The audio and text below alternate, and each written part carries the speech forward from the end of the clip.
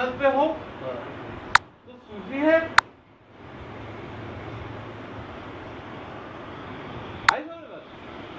جب مسند طریق جب ممبر پر ہے تو معلم,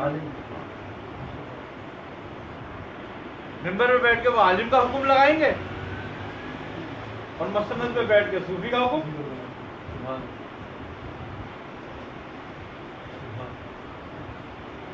یہی کمال ہوتا ہے. کمال علم یہی ہے کہ جب تم مسند بیٹھے تو خالق ایک جیسی ہو جائے, اور جب ممبر پہ بیٹھے تو فرق کر دے.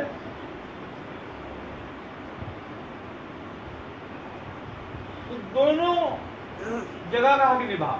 اب صوفی مسند پہ بیٹھ کے ممبر پہ اعتراض کرتا ہے اور عالم ممبر پہ بیٹھ کے مسند پہ اعتراض کرتا ہے, جس کا نتیجہ فساد میں ہوتا ہے, لوگ لڑتے ہیں مرتے ہیں تربیت. اب اس کا نتیجہ کیا نکلا کہ خانقاہیں علم سے الگ ہو گئی, مولویوں سے الگ ہو گئی,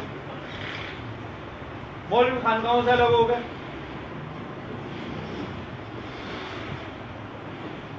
اب فقیر کی شریعت کون سی ایسی جو مولوی کی سمجھ میں نہیں آتی؟ اور مولوی کا کام ایسا ہے جو فقیر کو اچھا نہیں لگتا. نہیں, اس لیے کہ دونوں نے کالے اور نیلے چشمے لگا لیے. یہ جتنی بھی آپ جسے علماء ہیں, علماء جو مطلب فتاوا دیتے ہیں یا کچھ کرتے ہیں, ہم نے جو بھی مطلب فتاوا کتب پڑھی ہے اس میں عام طور پہ جاہل جو پیر بنے ہوئے ہوتے ہیں ان کی بعض حرکات و سکنات پر بڑے تشدد کے ساتھ سب میں لگے ہوئے ہوتے ہیں جو کہ شریعت کے خلاف باتیں ہوتی ہیں.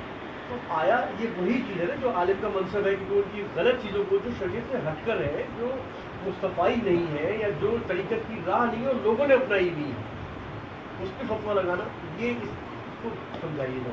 دیکھو, ان کا فتویٰ لگانا اپنی جگہ 101% چاہیے, اس لیے کہ وہ قانون شریعت کے محافظ ہیں.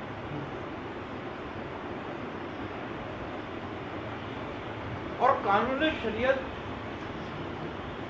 ایک وہ چیز ہے جو حجت ہے.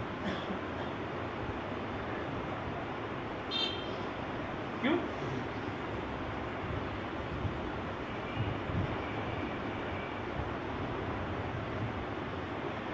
اس کی مثال وہ کچھ ایسے ہیں کہ کوئی شریعت کو چھوڑ کر طریقت نہیں پا سکتا. طریقت جو ہے اس میں سب سے زیادہ اندیشے ہیں. شریعت میں اندیشے نہیں, صاف حکم ہے, صاف حکم ہے. تو جس میں صاف حکم ہوتا ہے نا اس میں اندیشے کی خطرہ نہیں ہوتا. ایک راستہ ایسا ہو کہ اس میں آپ مرکری کا بلب لگا دیں تو کوئی دوڑے یا چلے اسے ٹھوکر کھانے کا اندیشہ نہیں ہوگا, کہ اس کو راستہ صاف نظر آ رہا ہے, وہ چلا جا رہا ہے. یہ شریعت کا معاملہ ہے. اور طریقت کا معاملہ ایسا ہے کہ جسے کو اندھیرے میں دوڑ لگا اور وہ کسی کھڈے میں جا کے گرے یا کسی پتھر سے ٹکرائے یا کسی دیوار سے سر پھوڑے.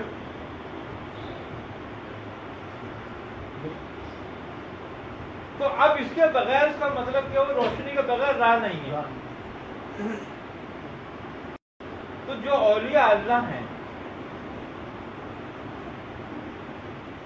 وہ کبھی بھی شریعت کے بغیر طریقت لے کے نہیں چلتے, اس لیے کہ کوئی بھی عقل مند آدمی اندھیرے میں روشنی کے بغیر نہیں چلتا. اعلیٰ حضرت رحمۃ اللہ نے شریعت کو چراغ بتایا ہے, وہی کہہ رہا ہوں نا طریقت کا. ہاں, کہ اندھیرے میں روشنی کے بغیر نہیں چل سکتا, تو وہ لے کے چلتے ہیں. اچھا, ایک درجہ ہے شریعت, ایک درجے تک شریعت جو ہے رہنما ہے,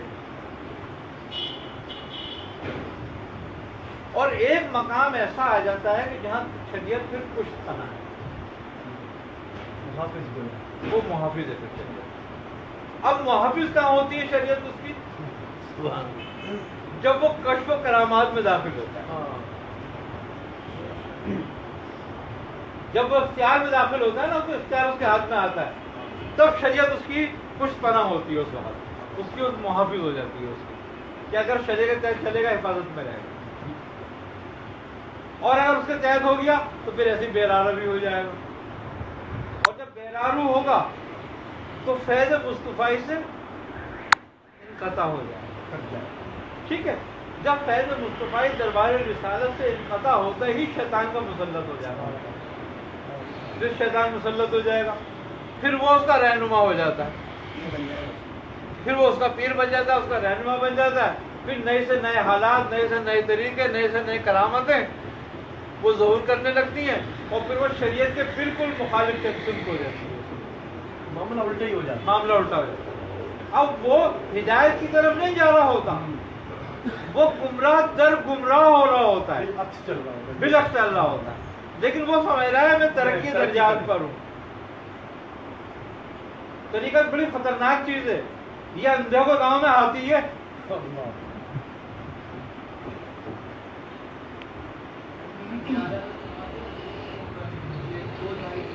ہاں، یہ پھر جو تیر و زام ہوتے ہیں پھر ان کو سمجھانا چاہیے. جیسے آپ ہماری تربیت فرماتے ہیں، جیسے کوئی بھی آپ کوئی سر کی بات بتاتے ہیں، آپ فوراً ساتھ میں قدم لگا دیتے ہیں کہ عام لوگوں میں کرنے والی بات نہیں ہے، آپ فوراً فرما دیتے ہیں. تو اسی طرح جو پیر حضرات ہوتے ہیں یا جو اس طرح مسانید پر بیٹھے ہوتے ہیں انہیں بھی تربیت کرنی چاہیے تاکہ عالم کی گرفت سے بچے رہیں. نہیں، ان کو بھی تربیت کی ضرورت ہے. اچھا، اس کی وجہ ہے، اس کی وجہ یہ تربیت کی اس لیے ضرورت ہے کہ وہ سمجھتے ہیں کہ ہم اونچے درجے پہ بیٹھے ہیں. اچھا، اس زوم میں رہتے ہیں. وہ اس زوم میں رہتے ہیں، یہ خلل ہے ان کا ایک. ہاں، اور جب تک یہ خلل نہیں نکلتا نا تکبر کا،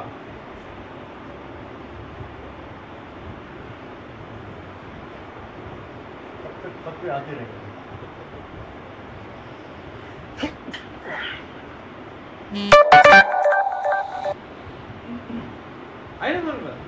تو سب سے بڑی بات یہ کہ طریقت جو ہے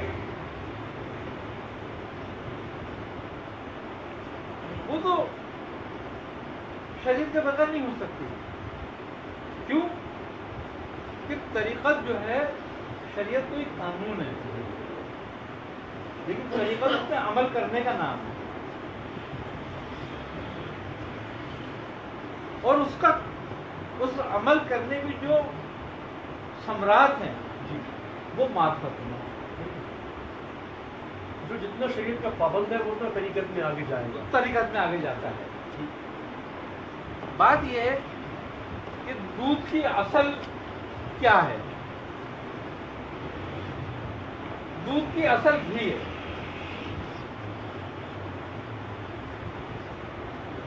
دودھ کی اصل گھی ہے. اب گھی کہاں پر ہے؟ دودھ میں. دودھ نہیں ہے، لیکن دودھ میں گھی نظر نہیں آتا. کیوں کہ ابھی وہ اپنی ابتدائی حالت، اس لیے پوشیدہ ہے کہ اس کی ابھی ابتدائی حالت ہے. اب اس کی حالت میں تبدیلی لانے کے لیے اس کو ایک پروسیس سے گزارا جائے گا، پڑھایا جا کر اس کو جما دیا جائے گا. یہ جمانا استقامت ہے، وہ آخری گن ہے. اب اس کو جمانے کے بعد پھر اس کو مٹکے میں ڈال کر اور پھر رڑکا جائے گا خوب. اس کو جب وہ رڑکا جائے گا تو اس کی دو حالتیں ہو جائیں گی. وہ جب اس میں جب مکھن جدا ہوگا تو ایک چھاچ رہ جائے گی اور ایک مکھن کی صورت اس کی آ جائے گی. ابھی بھی گھی نہیں ہے، ابھی بھی گھی نہیں ہے. دوسری حالت کیا؟ یہ دوسری حالت ہو گئی. اب اس کو اٹھا کر آگ پہ رکھو. جب اس میں سے اس کا چھاچ جل جائے، چھاچ اس میں پھس رہا ہے اس کا، جب وہ جل جائے تو پھر وہ گھی رہ جائے گا اصل حالت میں. اب اصل حالت ہے اس کی. اب 1 من دودھ تھا، جب اصل حالت پہ آیا تو سیر بھر بھی نہیں رہا. اب دودھ کی بھی حالت ختم، سب کی حالت ختم، اب باقی گھی رہ گئی. یہی حال شریعت کا ہے کہ شریعت دودھ ہے، طریقت اس کی دہی ہے، معرفت اس کا مکھن ہے، حقیقت اس کا گھی ہے.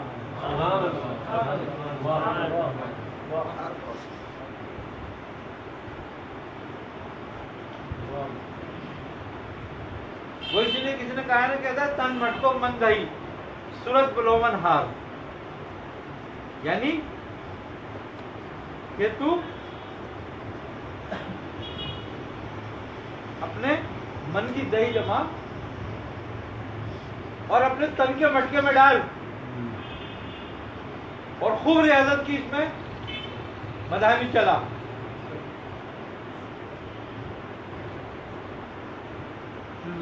تن مٹکو من دہی صورت گلومن ہار، اور ماکھن کھا کے وہ کبیر و چھاٹ پیے سنسار.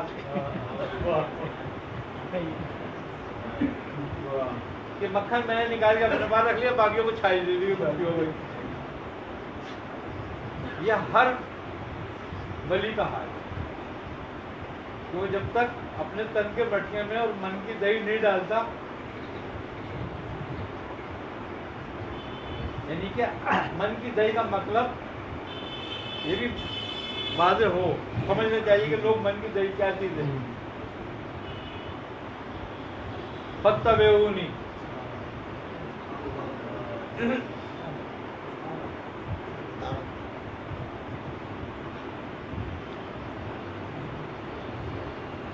یہ من کی دہی ہے.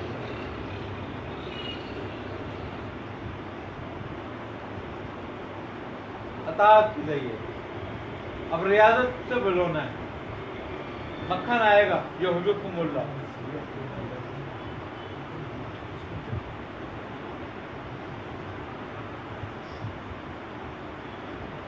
اور جب حقیقت ہوگی دہی ہی نکلے گا، وَيَغْفِرْ لَكُمْ وَذُنُوبَكُمْ.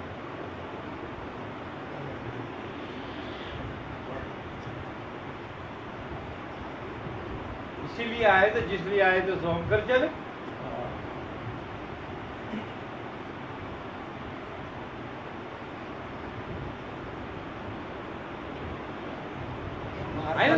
نتیجہ ہے، معرفت نتیجہ ہے، حقیقت نتیجہ، حقیقت نتیجہ، حقیقت. دودھ کا نتیجہ گھی ہے.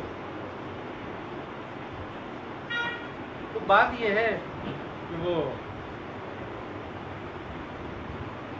منزل اتنی آسان نہیں، اور اس سے زیادہ آسان کوئی دوسرا کام نہیں. جب ہم خود کا بھی انہی میں چلتے ہیں نا، تو سب سے آسان ہوتا ہے کیا. اور جب ہم اپنی مرضی سے چلتے ہیں نا، سب سے مشکل ہے اپنی خواہش کے مطابق. اپنی خواہش کو ختم کرنے کا نام ہی تو طریقت ہے.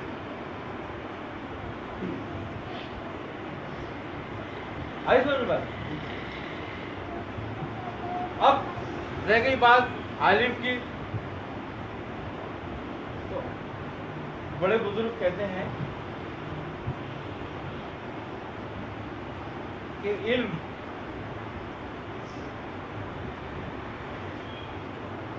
اور عالم، علم تصفیے کے بغیر اور عالم تزکیے کے بغیر فساد ہے.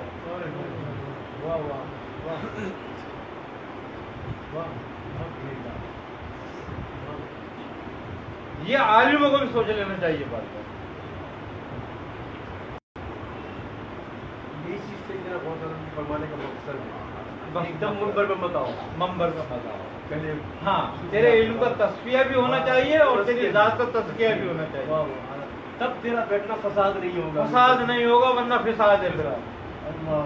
کیونکہ پھر تیرا علم تیری ذات کے گرد ہی گھومے گا.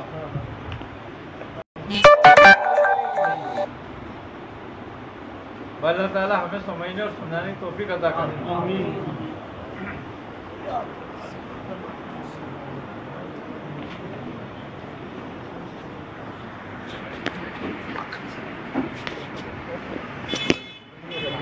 کا مہینے اس سوال سے پڑھنے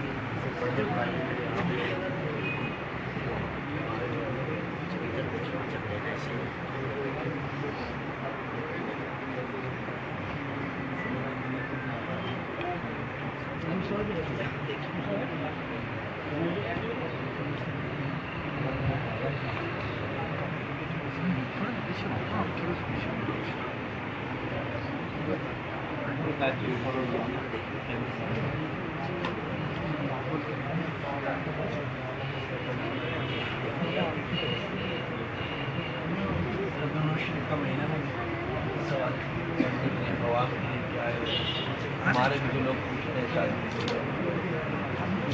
کیا ہمارے سلسلے کی طرف سے بھی جا رہے ہیں.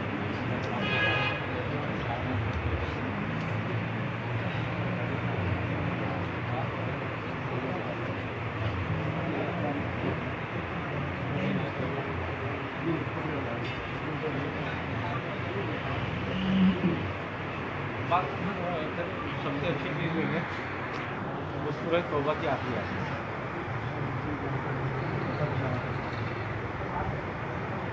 اس کا طریقہ ہوتا ہے پہلے 2 رکعت نماز اپنے تمام معاملات سے فارغ ہو جائے تو رات کو 2 رکعت نماز نفل ہدیہ سرکار عالم صلی اللہ علیہ وسلم کے لیے پڑھے اور اس آیت کو جس کے پاس ٹائم نہ ہو تو وہ 92 مرتبہ پڑھے اور 12 روز تک پڑھے، پہلی سے لے کے 12 تک. اب جنہوں نے نہیں شروع کرا ہو پہلی سے وہ اب کریں 10 روز کر لیں، 12 ربیع الاول کی رات کو اس کو مکمل کر لیں، 92 مرتبہ روز 92 مرتبہ پڑھ لیں. آخری اور آخری کتنی ہوتی آخری آئی تھی 2 آئے تھے. تو لقد جاءکم سے لے کے اور رؤوف الرحیم تک بھی پڑھ سکتا ہے اور رب العرش العظیم تک بھی پڑھ سکتا ہے. پھر اس کے بعد 11 مرتبہ روزانہ کو ایسا بھیجتا ہے تو اس کی یہ زکوٰۃ ایک طرح کی ادا ہو جاتی ہے اور یہ بڑی اس کے لیے مفید ہو جاتی ہے. آئی نا سمجھ بات؟ روزی روزگار، حفاظت، حصار، ہر چیز کے لیے بہترین ہے. آئی نا سمجھ بات؟ سارے کام فائدہ مند ہیں. اور اگر ہاں کیا؟ اگر کسی کے پاس ٹائم ہو تو اس کے لیے ہاں کسی کے پاس ٹائم ہو تو اس کو 360 بار پڑھ لیں اور زیادہ ٹائم ہو تو 500 مرتبہ پڑھ لیں اور زیادہ ٹائم ہو تو 1000 بار پڑھ لیں. وہ تو اس کی طاقت پر ہے. کم سے کم بھی 92 مرتبہ ہے 92 مرتبہ. اچھا اسی طریقے سے ایک تو یہ ہوگا. دوسری آیت قل ان کنتم یہ ہے نا آیت غفور الرحیم کا. سورہ آل عمران.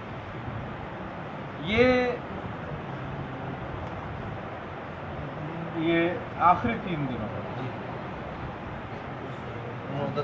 10 11 12 یعنی کہ شب ہو، 9 کا دن ہو 10 کی شب ہو، 10 کا دن ہو 11 کی شب ہو، 11 کا دن ہو 12 کی شب ہو، 500 مرتبہ روزانہ پڑھے 3 دن میں تو اس کی زکوٰۃ ادا ہوگی. پھر 40 مرتبہ روزانہ پڑھتا رہے تو تسخیر کے لیے بڑی ضرورت ہے. اچھا جو اتنا نہیں پڑھ سکتا 500 مرتبہ نہ پڑھ سکتا ہو تو وہ 12 دن میں 1500 مرتبہ پڑھ لے. ڈیوائڈ کر آئی نا سمجھ. اچھا اسی طریقے سے درود تاج روزانہ 11 بار پڑھ لے درود تاج. لیکن 2 رکعت نماز نفل ضرور پڑھے آپ کی سال کی سرکار کی بات میں توبہ پیش اور 11 مرتبہ روزانہ پڑھے. اچھا پہلی تاریخ شروع کرنی چاہیے، اگر نہیں کرا ہے تو کوئی ابھی بھی کر سکتا ہے 3 تاریخ سے بھی. 12ویں دن رات کو 41 مرتبہ پڑھے. 11 دن 11 بار پڑھے، 12ویں دن 41 مرتبہ پڑھے اور پھر ہمیشہ 3 دفعہ کا اس کا ورد کریں تو وہ درود تاج پر صاحب ورد ہو جاتا ہے. آئی نا سمجھ بات؟ بعض بزرگ فرماتے ہیں کہ اس کو زیارت بھی ہوتی ہے، بعض بزرگ فرماتے ہیں کہ اس کا نام دربار رسالت کے لیے بھی لکھ لیا جاتا ہے کہ اس کو ایک دن حاضری ملے گی. آئی نا سمجھ بات؟ جو وہاں لوگ موجود ہیں تو چلے گئے ہیں کافی لوگ تو کیا پڑے وہاں پر مکے میں ہے تو کیا کریں؟ بالکل یہی عمل پڑے. اگر حرم میں ہے نا تو سورہ توبہ کی آخری دونوں آیتیں پڑھیں. اس کی تعداد 92 مرتبہ مدینے میں جب جائیں مدینے میں جائیں تو اس کو پھر चाहे तो बढ़ा दें, चाहे तो ताज पढ़ने मदीना में इसी तरकीब से। इन्हीं ये भाई पूछ रहे कि इन अयाम में जो भी पढ़ेगा वो परहेज के साथ पढ़ेगा पूरा, नहीं वैसे परहेज की जरूरत है, ये इन मालूम में परहेज की जरूरत है। अच्छा, इसी तरीके से या करीमो सल्लल्लाहु अलैहि वसल्लम या अजीज़ो सल्लल्लाहु अलैहि वसल्लम या अजीज़ो या करीमो, ये सब पढ़े जा सकते हैं। बाद बुजुर्ग तो कहते हैं कि इनको 92 मरतबा पढ़ लिया जाए, 92,000 मरतबा पढ़ लिया जाए, कुछ कहते हैं कि 9,200 मरतबा पढ़ लिया जाए, कुछ कहते हैं कि 1.25 लाख मरतबा पढ़ लिया जाए। अब हर की ताकत है। ये जो बताया कुलिन कुंतुम तुहिब्बून अल्लाह, हमारी जो आयत है ये तबलीग इस्लाम की तरगीब इरशाद के अंदर भी मुफीद है। तस्वीर है ना, जिसमें तस्वीर है वो मुफीद है। अच्छा, इसमें सूरह कौसर भी पढ़ी जाती है इन 12 दिनों में। सूरह कौसर के लिए है कि कम से कम 786 मरतबा 12 दिन। अच्छा, इसमें ये जरूर बात होती है कि तादादों का ख्याल रखना चाहिए। अगर मिसाल के तौर पर कोई चीज़ 92 मरतबा हो रही है तो वो 92 ही मरतबा होनी चाहिए। ये नहीं कि तुम्हारी मर्जी से आगे पीछे हो जाए, क्योंकि आज 94 पढ़ ली, कल 95 पढ़ ली, आज 92 पढ़ ली, तो वो फायदा नहीं करती बात। ज़्यादा तो बुरी हो, लेकिन बीच में जैसे भूल चूक हो जाती है, तस्बीह हाथ से जैसे गिर गई या रिपीट करना पड़ेगा 92 मरतबा, तुम्हारा फिर बाद में क्या पहले की गिनती खत्म। जी जी, इस इस्ना में दुआए हिज़्बुल बहन की भी तकाज़ा है। उसकी तरीका यही 12 दिनों में 360 मरतबा पढ़ना है ना, कि 30 मरतबा रोजाना पढ़ा जाएगा तो 12 दिन में जरूरी है। अच्छा, इसी तरीके से सूरह फतह की आखिरी आयत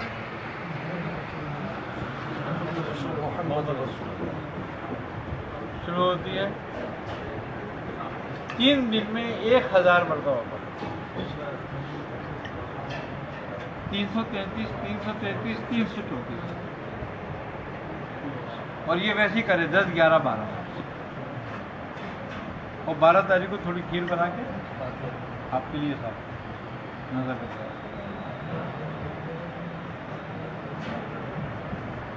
ये भी बहुत कमाल तरकीब है इसकी। अच्छा, कोई अगर 12 दिन में इसको पढ़ना चाहे तो वो 12 दिन पढ़े, रोजाना 102 मरतबा करके पढ़े, फिर 12 दिन पढ़े।